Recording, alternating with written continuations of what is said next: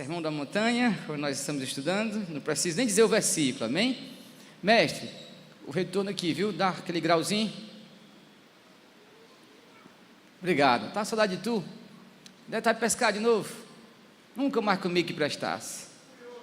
Amém. Então o dízimo do peixe pode dar para mim, viu?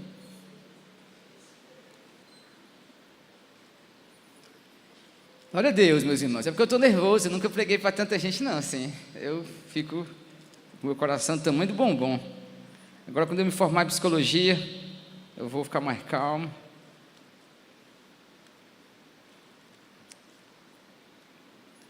Glória a Deus. Sermão da Montanha, capítulo 5. Você já sabe qual é o versículo, né? O Derek explicou: bem-aventurados os pobres, bem-aventurados os que choram e os humildes. Então, logicamente, hoje nós chegamos aos 6, amém? Aos 6. Bem-aventurados os que têm fome e sede de justiça, pois serão saciados, fartos. E junto a esse, eu vou explicar hoje também: bem-aventurados os misericordiosos, pois alcançarão misericórdia. Amém, meu amado irmão, vamos orar, e ore por mim, diga: Senhor, acalma o coração desta criança, para ele poder pregar de verdade, amém? Porque, irmãos, a palavra do Senhor é muito poderosa, e não existe um pregador à altura do texto sagrado. Todos nós estamos aquém, né? Antes de pregar, eu tive que analisar se eu mesmo tenho menos vivido isso aqui, se eu tenho clamado, se eu tenho fome e sede desta justiça. Então, a oração é que o Senhor hoje desperte em nós esse coração assim, amém? Vamos orar? Ore por você e peça ao Senhor: Senhor, desperta meu coração, que eu tenha mais sede de Ti. Pai, muito obrigado, Senhor. Nós Te louvamos, nós Te bendizemos, nós glorificamos Teu nome, Jesus. Ó Pai, exalta o Teu Filho esta noite. Ó Deus, que haja, ó Pai, uma cura espiritual em nós, que a nossa fome, a nossa sede possa ser aumentada, que ainda que nós bebêssemos o mar inteiro, não saciaria o nosso coração de sede de Ti. Ó Deus, há tantas coisas, Pai, acontecendo no mundo, mas o Senhor tem nos escondido aqui, como Tu escondeste Elias naquele ribeiro, e aqui o Senhor nos tem sustentado pela Tua palavra. Não queremos outro lugar, Senhor, queremos nos esconder em Ti, até que passe o temporal. Então, Senhor, queremos tudo que vem de Tua boca, em nome de Jesus. Sara corações, liberta vidas, edifica as nossas mãos cansadas, fortalece, ó Deus, para que possamos ser aquilo que nós já somos em Ti, Senhor, agora, de fato e de verdade. Não queremos ter a aparência de cristãos, não queremos ter o nome do Senhor somente, queremos ser, ó Deus, queremos viver agora aquilo que o Teu reino é em nossa vida. É o que Te pedimos, porque cremos somente em Ti, em nome de Jesus, amém. Amados, o Derek, nas 2 últimas quartas-feiras, ele explicou para nós essas 3 bem-aventuranças, e eu quero recapitular. Se aumentar mais 10 centavos eu fico feliz. Pode mandar descontar na folha já, pronto, está melhor agora, não mexa mais não, tá bom. Eu vou só recapitular o sentido do porquê da existência do Sermão da Montanha e o que ele é para nós em 5 minutos, e depois eu passo a explicação destas 2 bem-aventuranças. A primeira coisa que nós precisamos considerar para relembrar o que é o Sermão da Montanha é que, amados, eu e você, nós fomos enxertados, nós somos arrancados do império do mal e fomos colocados no reino de Cristo, amém? Alguém aqui já viu um enxerto? de verdade, um enxerto. Quando você pega, por exemplo, um enxerto de uma maçã e vai colocar um galinho numa nova macieira, você coloca, faz o cortezinho, né? E coloca ele assim. Aí você espera que daquele galho saia o quê? Surja o quê? Uma maçã. O sinal de que o enxerto foi bem feito. E aqui, quem já fez enxerto demais, ó? São Pedro Nogueira. O sinal de que o enxerto foi bem feito é se o fruto nascer naquele enxerto, naquele galho. Aí fica provado o quê? Que existe vida. Da árvore para o galho está passando a vida, que é a seiva. E esta vida é traduzida para mim e para ti, que não conseguiríamos ver a seiva, através do fruto. Então, amados, o Sermão da Montanha, ele simboliza para nós aquilo que Cristo disse que nós somos. Ele disse então: eu sou a videira verdadeira e o meu Pai é o lavrador. Todo ramo que estando em mim não der fruto, ele vem e corta.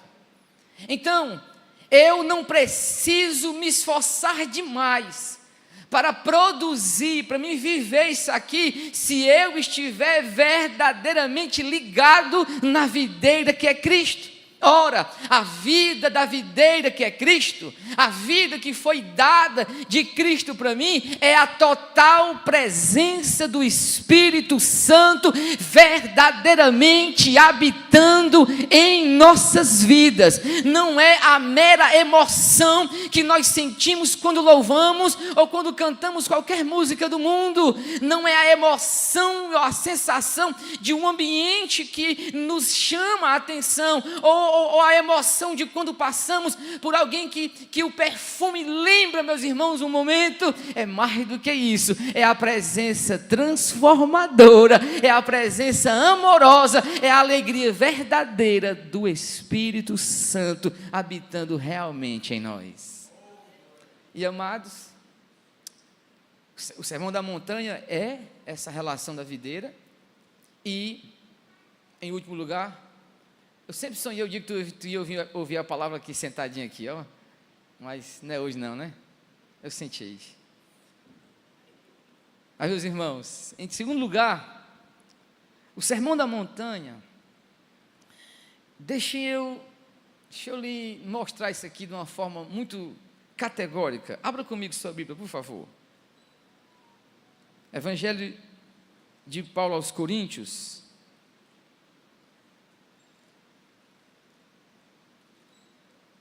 capítulo 11, verso 1. Vamos lá? 1 Coríntios 11, né? Evangelho de Paulo aos Coríntios, capítulo 11, verso 1, que diz assim: sede, pois, meus, assim como eu sou de Cristo. A lógica é o seguinte: Paulo está dizendo: imite a mim, ó Coríntios, porque eu sou uma imitação de Cristo. E a imitação aqui, a minha irmã Priscila, eu tenho uma irmã chamada Priscila. Não, vou deixar minha irmãzinha porque é feio, né? Eu falar da minha irmã que já está casada. Olha do Sóstenes. Quando sou eu que arengo, amém? Não é o Sóstenes, não. Quando eu quero arengar com o Sóstenes, eu fico imitando o Sóstenes. As caretas que ele faz, o jeito rei dele, orgulhoso. Aí o Sóstenes fica com raiva e planta-lhe a mãozada em mim. Para, pai. Por que a criança detesta a imitação? Por quê? Porque ela está se vendo na outra pessoa, ok? Então, só que ela está vendo o que é de pior que eu estou fazendo. Concordam? Cristo quer que nós imitemos não os gestos dele. Não é como hoje esse movimento da barba grande, né? Que tem no The Chosen. O pessoal querendo vestir a roupa agora daquele rapaz, a barba grande, estão imitando Cristo. Não é aquela imitação. Aquela imitação é o que não precisa ser imitado. O que Cristo quer é que você o imite no comportamento e no caráter de Cristo Jesus.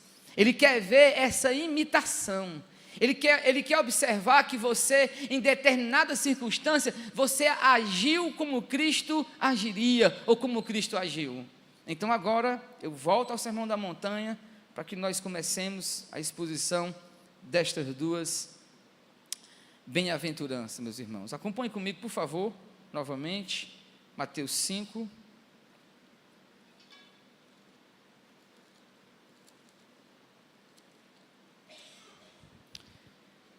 O Sermão da Montanha é esta videira, e o Sermão da Montanha é a imitação de Cristo. O Sermão da Montanha, as bem-aventuranças em particular, eu só vou chamar agora assim, as bem-aventuranças fazem parte daquilo que eu, como agora alguém que está em Cristo, eu não consigo mais ser de outra forma. Mas pastor, então por que nós não agimos sempre do jeito que está aqui?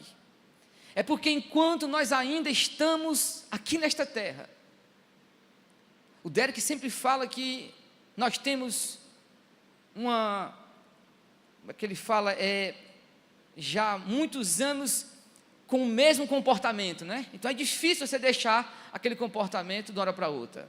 Isto é mais pura verdade. Mais do que ainda o comportamento, é a inclinação carnal, o desejo desenfreado, que precisa ser mortificado em nós, para que nós possamos desejar algo puramente pelo desejo, pelo valor do que aquilo tem. E isso, meus irmãos, nós só conseguimos fazer quando em um momento da nossa caminhada, nós somos contagiados por esta presença de Deus, nós somos quebrantados. Preste bem atenção no que eu vou dizer agora. Toda vez que você está sofrendo, toda vez que você passa por uma tribulação, toda vez que você de fato sente o real quebrantamento, e aí você se desfaz. Não é mais aquela pessoa orgulhosa, não é mais o egoísta que está sentindo, é o teu ser quebrantado. Aquele choro que não é o choro para conquistar uma coisa, é o choro do lamento, é o choro de quem chora porque é impotente, porque pecou, porque caiu, porque fracassou. Este choro é um choro, meus irmãos, altamente esperado por Deus, para Ele olhar para as nossas vidas. Abra comigo sua Bíblia, eu quero lhe mostrar isso, por favor, com muita calma, meus irmãos. Esta é uma revelação de Deus profunda. Livro de Isaías, amados, capítulo 66, se eu não estou enganado. Livro de Isaías.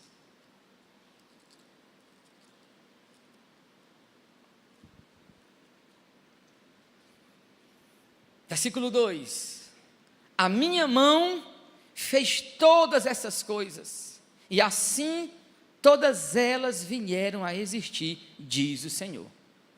Mas eu, isso aqui Deus falando, Deus está falando, eu fiz tudo, eu fiz toda a criação, tudo que existe, minha mão fez. Em outras palavras, eu sei de tudo porque eu sou o Criador. Mas ele diz, mas eu darei atenção a este. A quem? Olha o que o texto diz: ao humilde e abatido de espírito, ao quebrantado de alma. Por quê? Porque ele treme diante da minha palavra. Aqui está aquilo que nós mais precisamos ultimamente.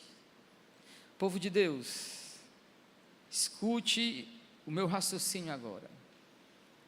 A nossa vida diária de trabalho, a nossa luta,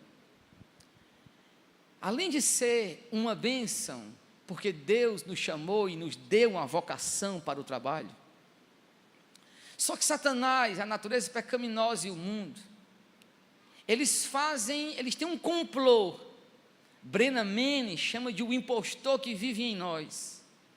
Eles têm um complô de fazer com que tudo o que nós tocamos e que nos rodeia tire a sensibilidade espiritual do nosso coração. E nós somos capazes, por exemplo, de uma semana distante da igreja, distante do louvor, distante da oração, nós somos capazes de chegar num momento como esse, ao ouvir a palavra de Deus, mas o nosso sentido está em outra coisa.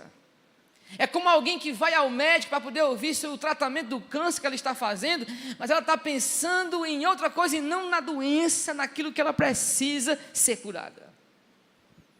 É como se alguém tivesse com um fartio muito grande e fosse convidado a ir ao melhor restaurante de Fortaleza, com tudo pago rodízio, né? Carne liberada, fruta à vontade, frutos do mar, sushi que o Derek gosta, todas aquelas coisas boas.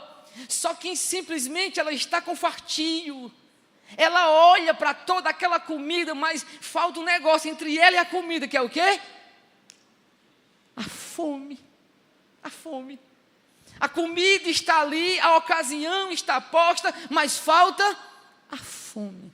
Falta a fome de colocar tudo o que você poderia colocar no prato. E amados, é esta bem-aventurança que o Senhor então agora fala que nós possuímos verdadeiramente no reino de Deus. Olha o que o texto diz novamente: bem-aventurados os que têm fome e sede e de justiça. Aconteceu comigo e contigo, seres humanos naturais, que passávamos perto de Deus, mas não tínhamos a fome de Deus. Eu não sei se você lembra quando você era do mundo, mas tem alguém aqui que, por exemplo, tirava chacota dos irmãos pentecostais que falam em língua, que diziam assim: este povo doido fala um negócio desse. Alguém aqui ao menos conhece alguém assim? Só o Senhor que foi corajoso, o resto, né? Amém? Eu conheço uma pessoa que ela dizia: eu mesmo, se um dia eu tiver que ser crente, eu só não quero ser desses doidos aí. Só não quero ser desses doidos aí. Já ouvi pessoas dizer para mim assim: rapaz, eu deixar a minha vida, onde eu posso curtir e fazer o que eu quiser, para ser esses crentes aí mufino, que não tem alegria. Nós éramos contrários à grande festa que Deus proporcionou para nós em Cristo. Nós olhávamos para Cristo e pensávamos que tristeza era estar em Cristo, que o valor da vida, a alegria, a abundância, a justiça que eu queria, eu tinha comigo mesmo. Alguém aqui já foi um homem do mundo valente, fora o Anaírto e o pai dele? Alguém já foi valente mesmo? Cadê o Moura? Valente, mestre Pedro. Por isso que Deus tem algo na tua vida grande, viu? O homem, quando ele tem a justiça própria, se alguém, por exemplo, fizer arranhar o carro, ou então cometer uma injustiça com um amigo, o homem valente, ele não se sustenta, ele não se domina, ele vai até aquele lugar, ele precisa falar, ele precisa dizer, ele precisa ir à forra com a pessoa. Por quê? Porque a justiça, a autojustiça dele está o que? Aflorada. Ele tem que fazer alguma coisa. Só que agora, amados, esse não é o caminho de quem é feliz. Escute agora o que eu vou lhe dizer. Satanás, ele sabe como derrotar todo aquele que se inflama na sua autojustiça. Eu gosto sempre de explicar dessa forma, porque é a melhor que eu tenho. Eu sempre ouvi dizer o seguinte: Onésimo, Satanás vai te derrubar aonde tu é mais fraco. E eu acreditei, e é verdade. Só o que não me disseram é que o cão também derruba a gente onde a gente é mais forte. Tive que aprender na experiência, depois que já tinha caído faz tempo. Escute, Satanás, ele é mestre, ele sabe da tua fraqueza, só que ele não vai atacar somente na sua fraqueza. Por quê? Porque ele também sabe atacar na sua fortaleza. Diga o nome do maior piloto automobilista do Brasil. O Sandro sabe, o nome dele, Sandro? Hein? Ayrton Senna. Ele morreu aonde? Numa curva chamada Tamborello. A curva que todo mundo sabia que era perigosa. Ele fez aquela curva e sobrou na curva, e partiu. Ele, segundo o Sandro e o Derek, que entende muito de carro, o Ayrton Senna, quando ele entrava dentro do carro, parece que o carro fazia parte dele. Ele dominava o carro. Ele conhecia da aerodinâmica, não sei nem o que é isso, eu estou falando porque eu ouvi falar, mas nem eu sei o que é, aerodinâmica. Deve ser alguma coisa dessa de malhar, né? Alguma coisa assim, né? Ele conhecia o carro, ele andava no carro, mas o Ayrton Senna confiou demais em si. O homem que confia demais em si, ele perderá a sua bênção. A Bíblia diz, meus irmãos, de Esaú, que era um caçador, que podia sair e fazer o melhor guisado para si, o melhor prato que ele podia caçar, ele podia fazer. Um dia ele chega em casa sem nada. Aonde ele é mais forte? Ele é o quê? Um caçador. Só que ele encontrou um mais forte do que ele. Quem era? O enganador do Jacó. Jacó chega para ele e diz: meu irmão, tu está com fome. O caçador está com fome. O enganador então diz: pois come, está aqui, caçador. Tu não pegou nada, então come, ó. O caçador foi para cima da comida e o homem disse: espera aí, mas antes me dê o seu direito de primogenitura. Me dê aqui, troque, você vai morrer. E Esaú, entenda, naquela maior necessidade, aonde você se achava mais forte, você não consegue contemplar o auxílio dos céus, quando você está encegueirado por si mesmo, pelo seu próprio poder, pela sua própria vontade, pelo seu próprio desejo, quando você acha que tudo só depende de você, quando você se coloca naquela força: não, eu posso. Como alguém que tem o dinheiro e diz assim: pois eu quero comprar um carro elétrico de R$1 milhão, porque eu posso. Por que, pastor, que Deus não pode abençoar? Eu digo que Deus não está te abençoando. Você não pode fazer tudo o que você quer só porque você tem. Quem faz assim é quem é do mundo, quem é governado pela vontade do diabo. Nós não vivemos mais governados pela vontade do maligno. Eu agora vivo num reino do amor de Deus, cujo tudo que eu tenho, possuo e sou, pertence a Ele, e eu sou mordomo e administrador das bênçãos de Deus. Eu não posso mais gastar a minha vida do jeito que eu quero. Você não pode nem dizer: Senhor, pois amanhã eu vou fazer isso, aquilo. Você tem que dizer como? Se o Senhor, pelo menos, se o Senhor permitir, se o Senhor quiser. Mas o homem que age na sua força, o homem que não tem mais o desejo do rei, porque ele está o quê? Fatioso, ele é um doente. Este homem, ele entrega o direito de primogenitura, ele troca por um prato de lentilha. Amado irmão, vamos falar de bênção agora, bora? Pelo menos uma vezinha, né? Diga glória. Glória. Amém. Mesmo para poder alisar um pouquinho, né? Escute.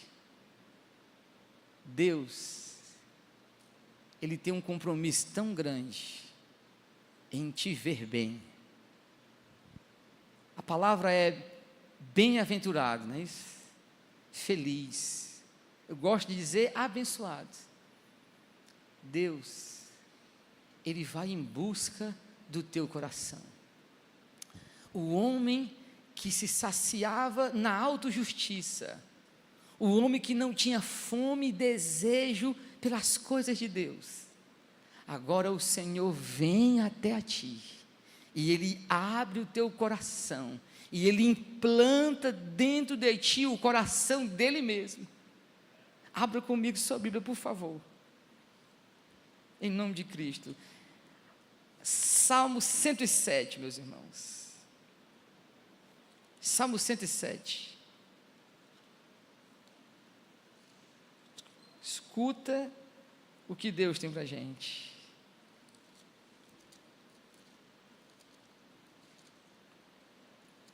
Salmo 107. Deixa aberto aí.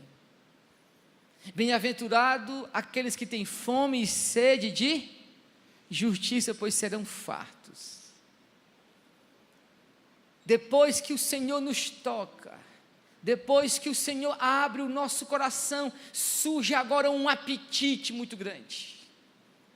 surge agora uma vontade, que a Bíblia diz que é uma fome e uma sede. Agora por quê? Porque fome e sede são as primeiras necessidades básicas, de que se você não as tiver, você morre. A primeira delas é o ar. Mas fome e sede é aquilo que é uma necessidade básica, de que se você não beber, ou se você não comer, você morrerá. No Salmo diz que assim como a corça suspira pela corrente das águas, assim, ó Deus, a minha alma tem sede de ti. Sede do Deus? Agora, que tipo de sede é essa?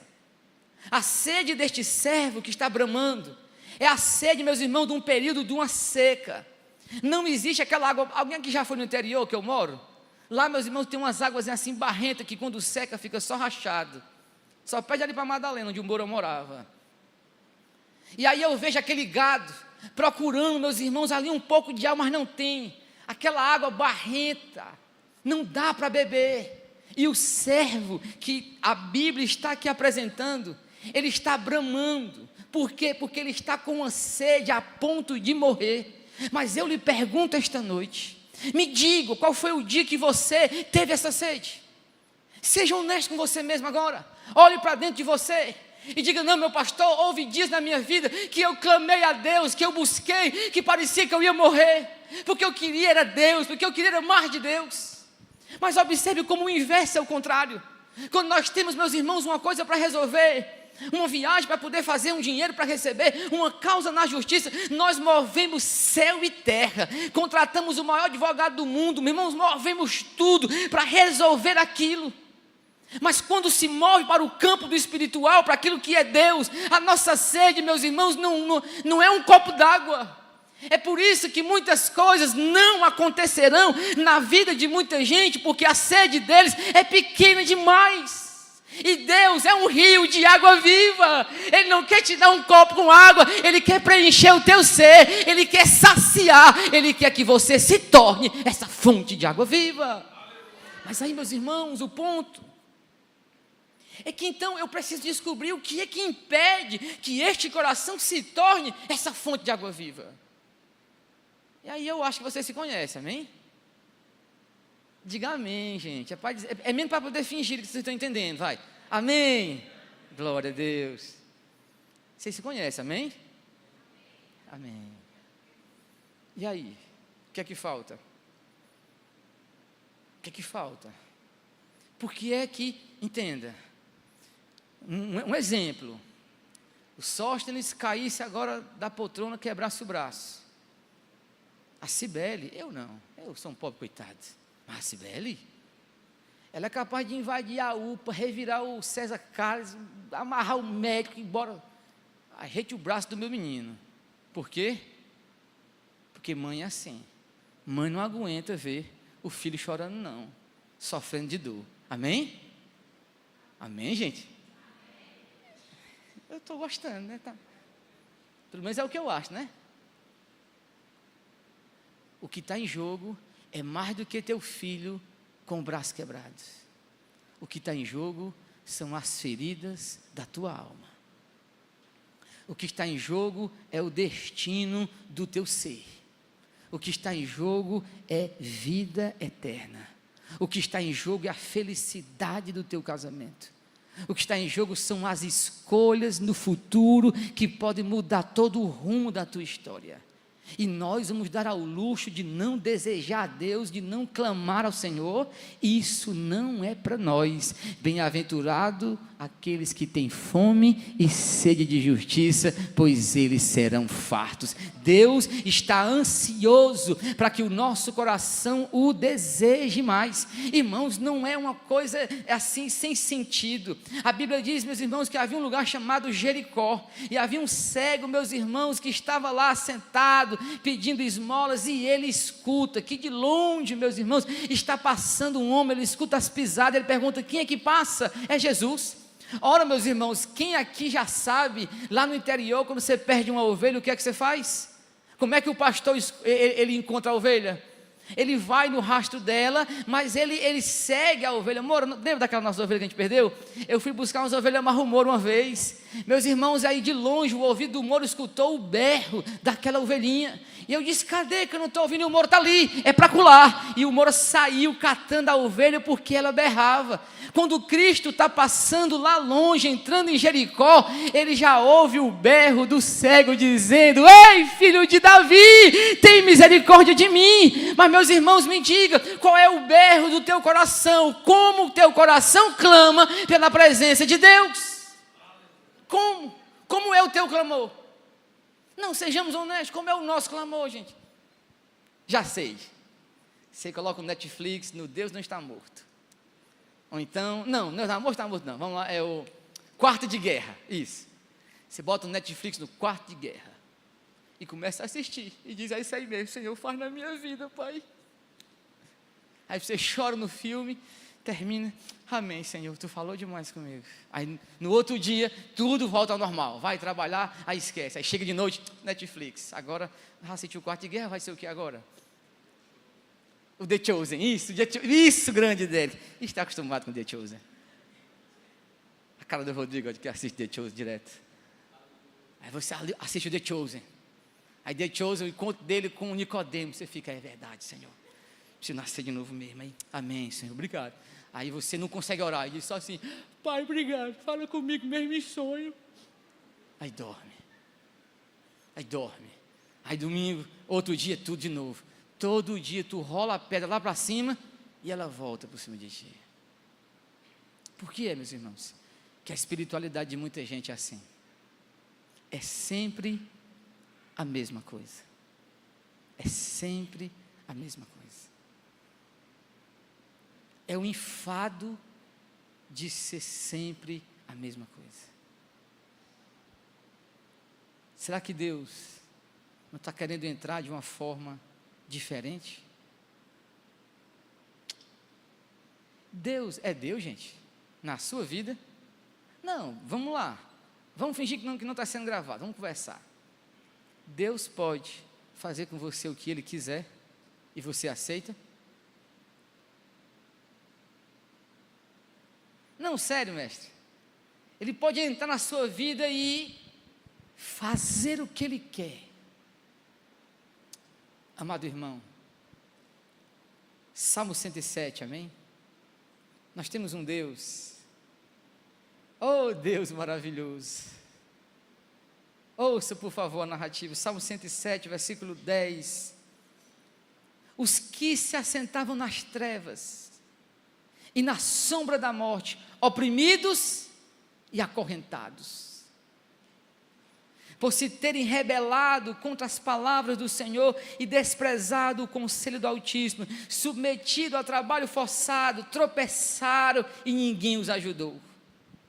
Estes que estão assim, olha o que o texto diz, em sua angústia clamaram ao Senhor e Ele os livrou das suas aflições. Tirou das trevas, da sombra da morte, quebrou suas correntes. Rendei graças ao Senhor por seu amor e por suas maravilhas para com os seus filhos dos homens, pois quebrou as portas de bronze e despedaçou a tranca de ferro. Diga glória. Olha o que o texto então diz. Os insensatos serão afligidos por causa das suas práticas corruptas e de suas maldades. Eles rejeitaram todo tipo de comida e chegaram perto das portas da morte. Em sua angústia, novamente o salmista diz, em sua angústia, clamaram ao Senhor e Ele o livrou das suas aflições. E Ele fez isso com um instrumento. Qual foi? Verso 20. Ele enviou a sua palavra e os sarou. E os livrou da destruição. Aqui está aquilo que Deus quer fazer por você. Ele quer saciar a nossa sede. Ele quer saciar a nossa fome. Não porque merecemos, mas porque o reino de Deus é assim.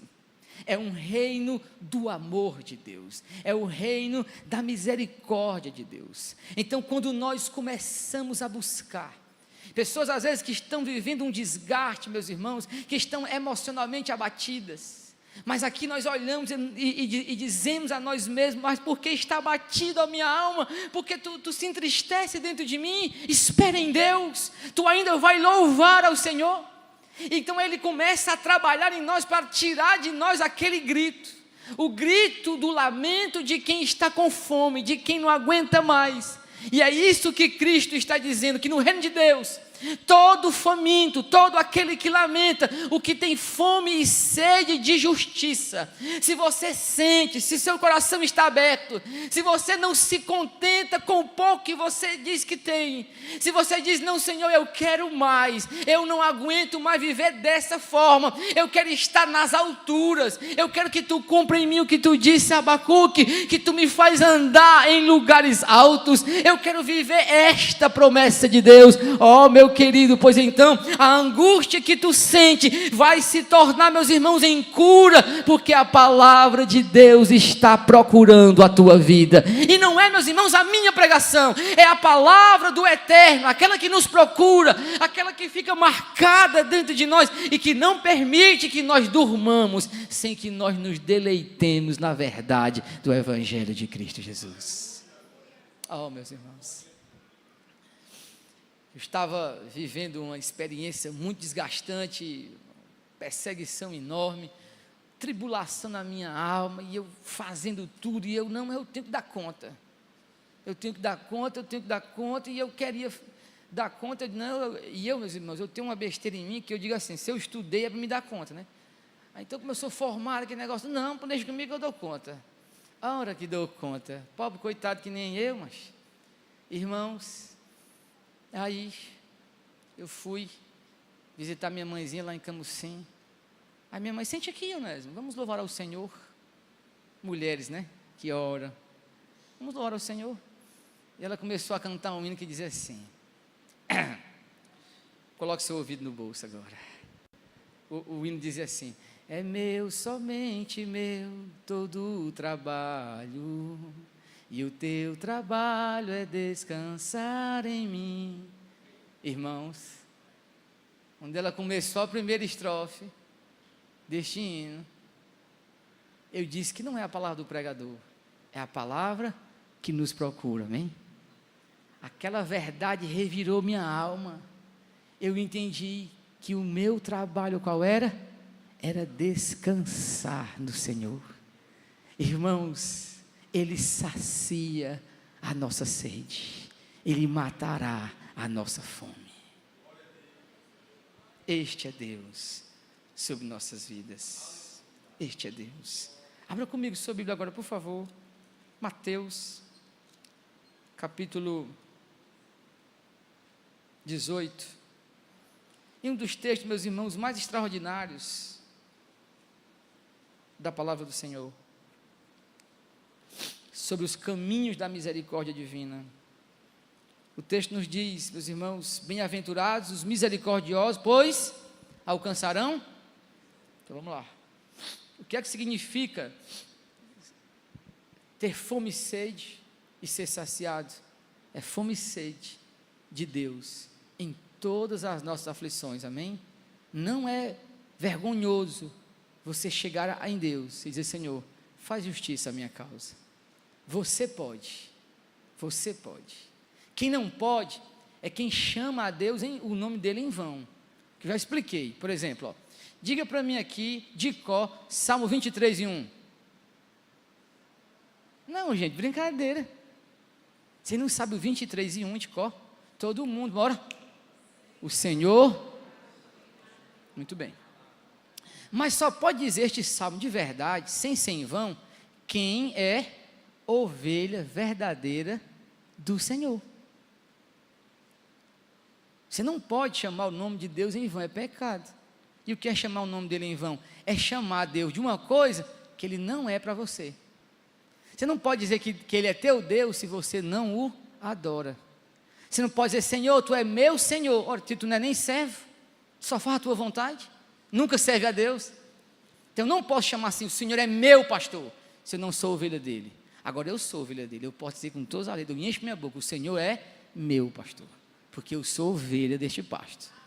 Então, vamos lá então agora, meus irmãos, para bem-aventurados os misericordiosos, pois eles alcançarão. E aí, meus irmãos, só tem uma passagem que define misericórdia tremendamente. Vamos lá? Mateus 18, ó. Verso 23. Por isso, o reino dos céus é comparado a um rei que quer acertar contas com os seus servos. E quando começou, foi-lhe apresentado um deles que lhe devia 1000 talentos. Mas não tendo com que pagar, seu servo ordenou que ele, sua mulher e seus filhos, e todos os seus filhos fossem vendidos para que a dívida fosse paga. Então aquele servo, prostrado diante dele, rogava: Senhor, tem paciência comigo, que eu te pagarei tudo. Comovido, cheio de misericórdia, o Senhor daquele servo soltou e perdoou a dívida. Diga glória. Diga assim: eu fui perdoado.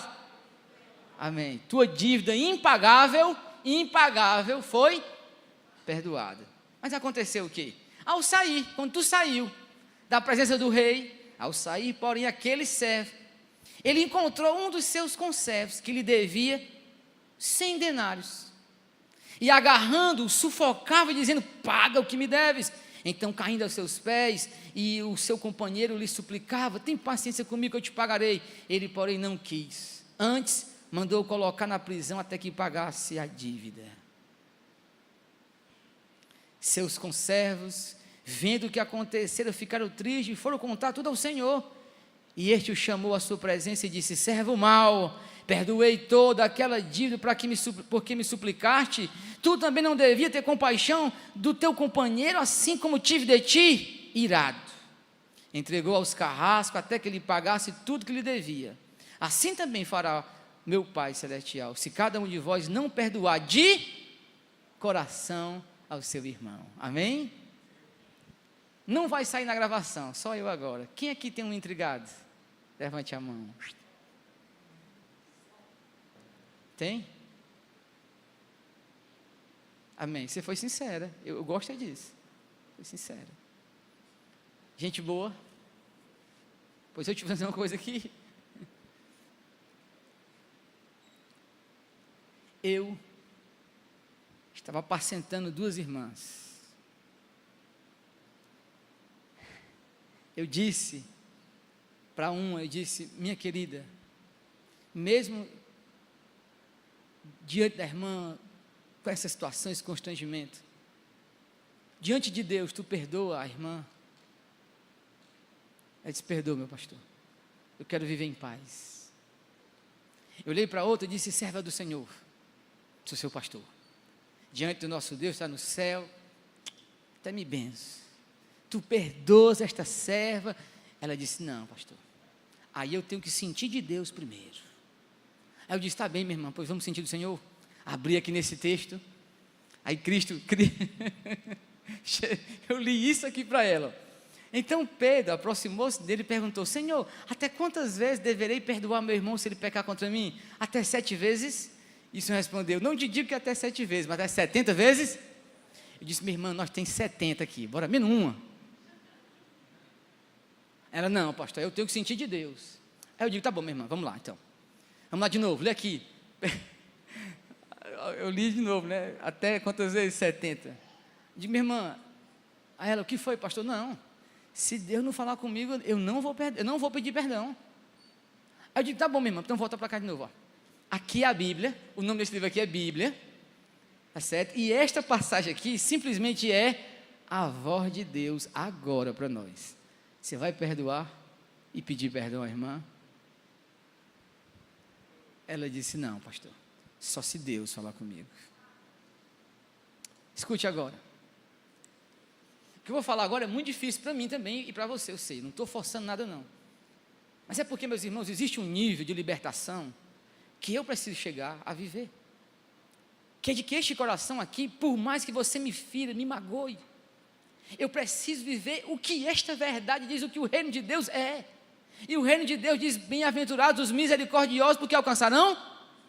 Ora, Cristo ilustrou o perdão assim: um homem foi perdoado de uma dívida impagável. Eu recebi o perdão de Deus de uma dívida que eu não podia pagar para com Deus. Agora eu discuti com o Derek. E o Derek ficou com esse negócio de amassar o cabelo e eu fiquei com raiva. E ele ficou com raiva, mas aí eu não posso ser este homem orgulhoso. Nós discutimos, foi feio. A discussão foi feia, quase me bate. Mas aí, amados, não consigo mais viver sem tu, pô, tu é meu amigo, mas... Aí eu vou lá e disse, mestre, me perdoe, eu errei. Uma café lá em casa. E eu me humilho, amém? Só que aí o Derek diz, não, pensa que é só assim. Também não estou sentindo, não. Esse é o problema. Bem-aventurados os misericordiosos, pois eles alcançarão.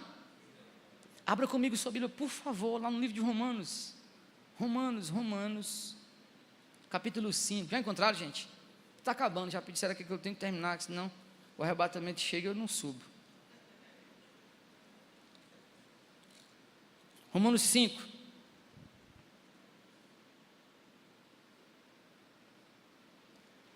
Se alguém abrir a boca e disser assim, mas pastor, eu não posso perdoar porque eu não estou sentindo. Eu não ouvi Deus, entenda. Ou tu é do reino, ou tu vive a bem-aventurança, ou então o negócio está ruim. Por quê? Por causa desse texto aqui. Isso aqui é a chave que abre tudo no nosso coração. Olha o que o texto então diz, Romanos 5, versículo 5, e a esperança não causa decepção, visto que o amor de Deus foi derramado em nosso coração pelo... Então quer dizer o quê? Que o amor de Deus está em você, porque você abriu a boca e disse que é um cristão. Então, o Espírito de Deus está em ti, o Espírito daquele que perdoou minha dívida impagável, agora está em mim, para perdoar os 10, os 100 denários que você deve. Nada do que você faça para comigo, meus irmãos, será maior do que aquilo que eu já recebi de Deus. Eu não estou perdoando uma dívida impagável, eu estou apenas perdoando 100 denários. Tudo que você fizer contra mim, como um cristão, jamais me destruirá, porque sempre será 100 denários. Você já está perdoado. Cristo viveu isso aqui. Agora Cristo vivendo isso aqui, amém? Vamos lá? Cristo vivendo isso aqui. Noite de quinta-feira, Jesus foi traído. Judas chega para poder apontar quem é o Cristo. De longe. Quem é que fala primeiro? Hein? Jesus. E Jesus não é hipócrita e não é irônico. O que é que ele diz? Amigo, irmãos, eu como eu sou ruim, era para Judas ter feito o quê? Ele sabe que eu o traí, ele sabe quem eu sou, e ainda está me chamando de... Aquilo era para ter constrangido, como uma dinamite, o coração de Judas. Ele ter se prostrado e dizer, me perdoa, Senhor. E lutado contra os soldados e tentado refugiar a Cristo. Cristo ama os seus discípulos até o final. Até sobre Judas ele diz o quê? Amigo. Se Cristo perdoou o seu traidor, Ele já nos deu o amor para perdoarmos os nossos inimigos. Isto é o que faz a igreja ser diferente de todo o clube que tem em Fortaleza. Da multidão dessas igrejas, meus irmãos, não tem compromisso com o Evangelho. Isto aqui é o que faz a igreja ser diferente. Porque é o lugar onde o rancor, onde o ressentimento, onde a amargura não mais podem ter lugar. Porque aqui existe um amor que foi cravado na cruz, que Ele dissipa todo o mal e liberta-nos para que nós vivamos segundo este que morreu por nós. Libera o teu coração, não fica cheio de cadáver, de pessoas que você vai matando dentro de si. Pelo contrário, libera isso. Mas meu pastor, eu vou passar vergonha. Tua vergonha não é maior do que a de Cristo na cruz. Libera, deixa, joga fora o cadáver, perdoa, pede perdão, alcança esta misericórdia do reino de Deus. Bem-aventurados, felizes os misericordiosos. Amados, difícil, né? Absolutamente difícil para um homem carnal, mas não para nós que queremos vencer a carne, amém? Crucificar o nosso ego não é fácil, dói, mas é como Eustáquio no Peregrino da Alvorada diz, doía as suas garras, mas era uma dor que era prazerosa, era como aquela que você arranca um espinho. Quando você pede perdão, você está arrancando isso de você. E eu finalizo com 2 aplicações para nós, muito claras de tudo que nós entendemos. Povo de Deus, a primeira delas, se prepare. Deus irá colocar você numa posição, numa situação, num momento, onde você vai ter que imitar ao Senhor, de acordo com a bem-aventurança que você está aprendendo. Porque quando Deus ensina-nos desta forma, Ele cobrará a prática da gente. Amém? Ele cobrará a prática da gente. Em segundo lugar, eu finalizo. Da mesma forma com que Deus coloca a situação para que nós vivamos o Evangelho, alegra teu coração, amém? A luz que irradia de ti brilhará. Deus estará com você, confirmando suas ações. Nada, meus irmãos, é maior do que esta verdade, de poder viver o Evangelho de Cristo, de poder sentir essa verdade transbordar sobre outras pessoas, de poder perceber que outra pessoa olhou para ti e disse, olha, tu é um homem de Deus. Irmãos, eu sei que eu tenho de pecado, meus irmãos, um caderno de 12 matérias não cabe se eu colocasse.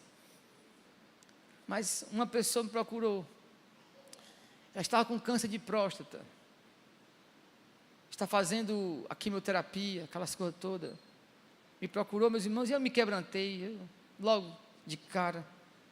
Ela disse, preciso falar com o senhor, seu Onésimo, eu estou aqui, o que é que você precisa de mim? Não, estou com câncer, situação assim, mas eu queria conversar. Mas tu tem que procurar um médico, homem de Deus. Eu disse assim, né? Tem que ir para o médico, câncer, é um negócio sério, né?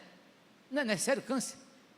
Digo, pessoal, negócio sério, então vá para o médico. Ele disse, não, no médico eu já fui, o que eu preciso é de um homem de Deus. E disseram para mim que você é este homem. Eu entendi o que Deus estava querendo fazer. Quando a medicina para, a medicina vai até um lugar, amém? Ela vai até aqui. A medicina é que nem a onda da maré, ela pode ser grande como for, mas ela bate no cais e quebra o orgulho. Quando a medicina para, tem que existir o homem de Deus que vai orar pela sua vida, que vai clamar ao Senhor e Ele vai saciar os nossos corações, amém? Pois que Deus em Cristo vos abençoe, amém?